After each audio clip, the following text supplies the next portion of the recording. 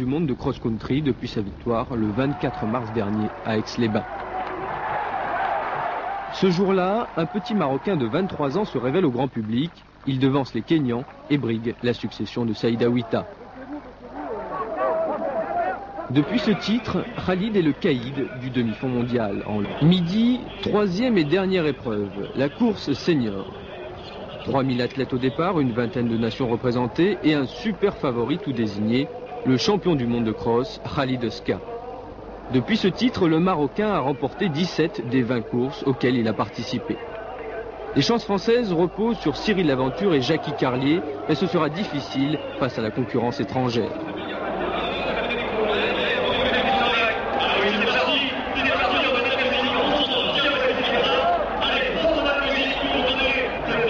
Le départ donné, John Sinclair emmène Khalid Ska sur un rythme très rapide.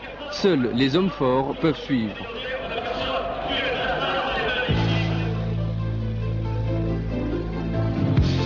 Cyril Laventure, maillot bleu, va bientôt être décroché. Pendant que le Hollandais de Brouwer tente de recoller au groupe de tête, Khalid Ska se détache en compagnie du Portugais Pinto. Le champion du monde s'amuse avec son adversaire, ralentit même parfois volontairement le rythme. J'ai ralenti pour l'autre Marocain qui est en troisième position pour compter le doublé, mais il n'était pas au niveau. Et après, au dernier 2 km, j'ai parti seul. Même j'ai fait des démarrages, je pars seul et je reviens, parce que je ne veux pas puiser mes réserves et je laisse un peu de réserve pour les prochaines compétitions. Déjà en avance sur sa préparation hivernale, Khalid peut courir en toute décontraction.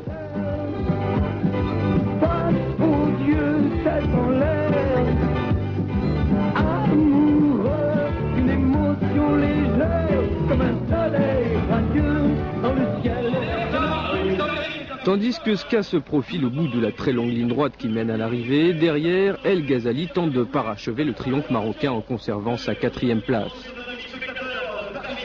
Pas de menace en revanche pour Khalid Ska qui va même battre le record de l'épreuve détenu jusqu'alors par Jackie Carlier. Ska boucle les 10 km 500 en 29 minutes 55. Antonio Pinto arrive 13 secondes plus tard devant les Marocains El Massoudi et El Ghazali. Quant à Cyril Laventure, il termine à bout de souffle et prend une médiocre 17e place.